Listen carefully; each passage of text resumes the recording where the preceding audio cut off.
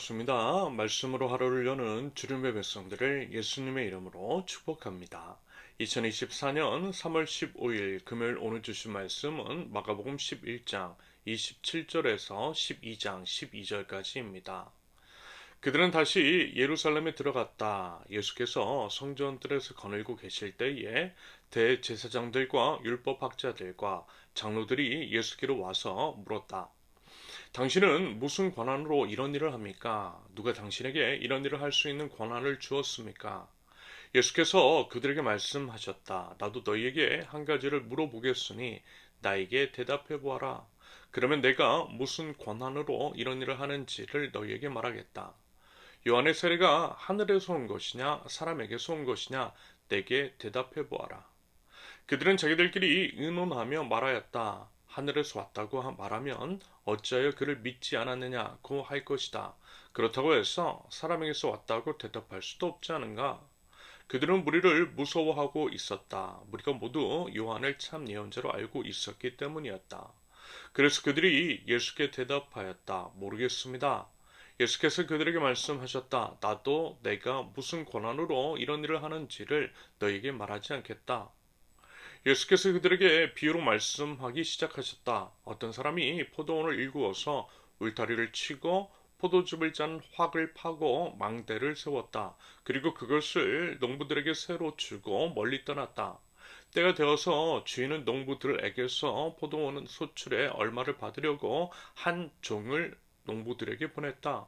그런데 그들은 그 종을 잡아서 때리고 빈손으로 돌려보냈다.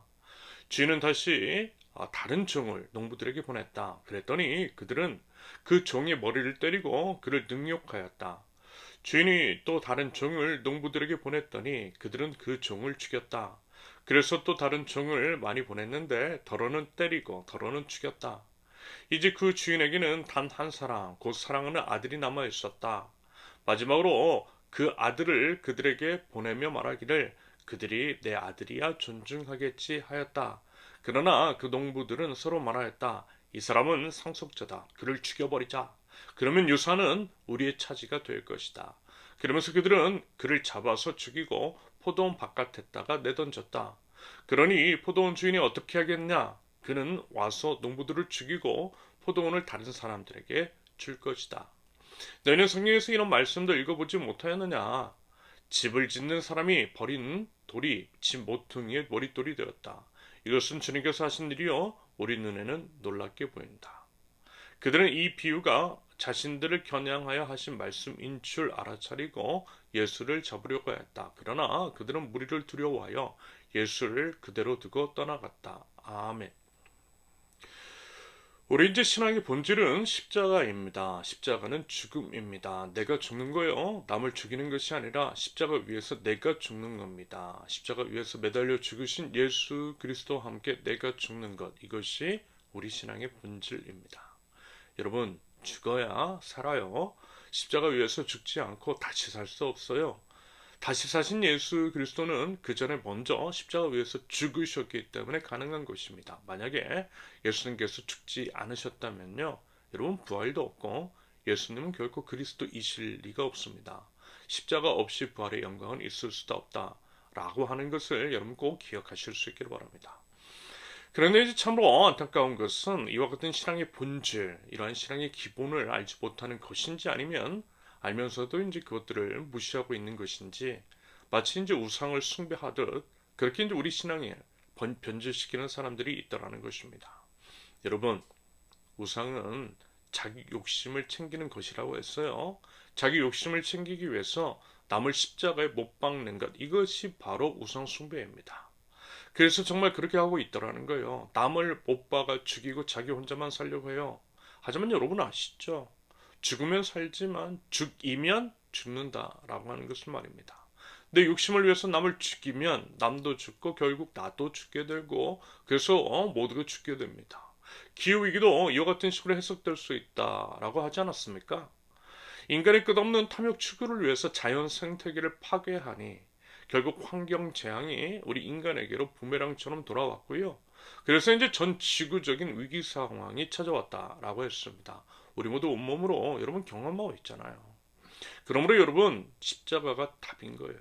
십자가가 생명이고 우리 모두가 함께 살 수 있는 길이며 하나님 나라의 원리입니다. 우리가 진정 하나님 나라 백성이라고 한다면 십자가로 온전히 붙들고 십자가의 실천적 고백이 있는 우리의 삶이 되실 수 있기를 바랍니다. 그러면서 이제 방금 말씀을 드린 내용, 복음의 본질을 모르는 것인지 아니면 이제 무시하는 것인지 신앙을 완전히 왜곡하며 자신의 이제 사리사욕만을 챙겼던 이들은 다름 아닌 종교 권력자였습니다. 하나님을 모르는 자가 아니라 자신이 하나님을 제일 잘 안다라고 자부하는 자들이었어요. 쉽게 얘기하면 지금으로 말하면 저 같은 목사였다라는 거예요. 글쎄요. 지금도 이제 아마 예수님의 오심을 가장 두려워하고 경계하며 그래서 이제 과거처럼 똑같이 예수님을 십자가 위에 못 박을 사람은 아마 목사들일걸요. 왜요? 예수님이 오시면 실업자 되거든요. 전혀 쓸모없게 됩니다. 그래서 이제 예수님이 오시면 목사들이 지금까지 누리고 있는 모든 것들을 다 내려놓아야만 합니다. 목사들은 예수님이 이 땅이 아니라 하늘에 계셔야만 본인들이 먹고 살 수 있는 거예요. 이런 이유로 정확하게 이와 같은 식으로 그 당시 종교 권력자들이 예수님을 그렇게 대했던 것입니다. 호시탐탐 잡아 죽이려고 했어요. 어떻게 해서든 트집을 잡으려고 했습니다. 자신의 그 더러운 탐욕을 죽이지 않으니 심지어는 본인들이 설교하고 예배하는 대상이신 하나님이신 예수 그리스도까지 죽이려고 했던 것입니다. 자, 그래서 한번 보세요.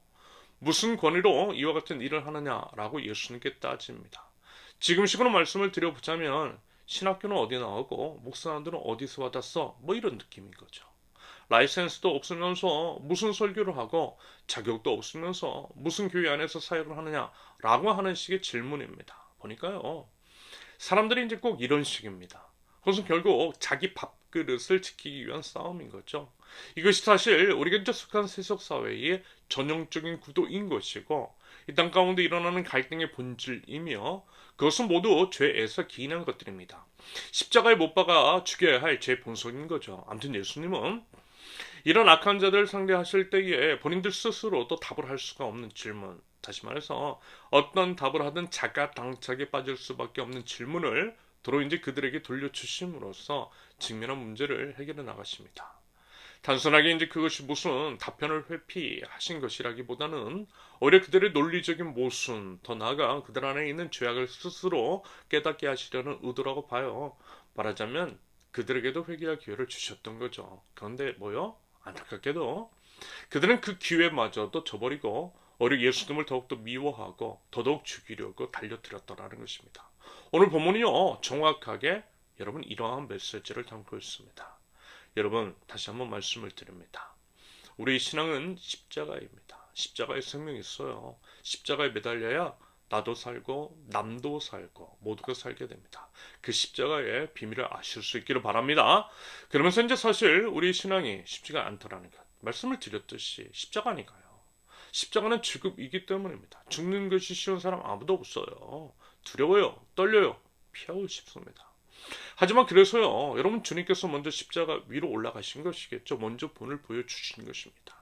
십자가 위에서 죽으심으로써 죽으셨을 뿐만 아니라 부활하심으로써 십자가 위로 기꺼이 올라오라고 우리를 초대하고 계세요. 올라오면 다시 살려주시겠대요.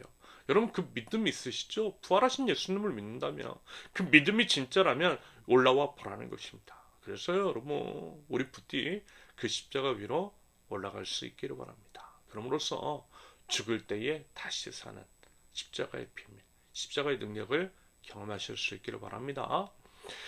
오늘 본문의 내용의 이해 및 해석은 여러분 어렵지 않고요. 그 의미는 결국 방금 말씀을 드린 내용 그대로입니다. 한번 쭉 읽어보시면 이해가 될 것입니다. 바라기는 나는 죽고 오직 그리스도께서만 내 안에 사실 수 있도록 우리 자신을 주님께 온전히 내어드림으로써 우리 모두가 사는 십자가의 생명, 그 생명의 비밀을 체험하실 수 있기를 예수님의 이름으로 축원합니다. 함께 기도합니다.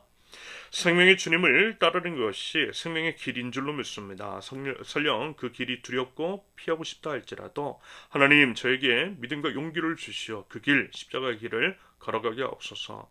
내가 죽는 것이 결국 내가 사는 십자가의 비밀을 깨닫게 하사 우리 주님의 십자가 위에서 생명의 씨앗을 온 땅에 뿌리셨듯이 그 십자가 생명의 씨앗을 저희도 저희 모든 삶을 통하여서 흩어 뿌림으로써 이 땅에 생명꽃 향기 가득한 하나님의 나라로 일궈나가게 하옵소서.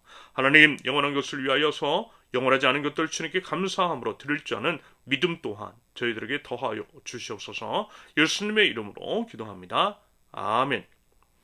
하나님께서 오늘 주신 말씀과 각자의 기도 제목을 놓고 우리 잠시 기도합니다.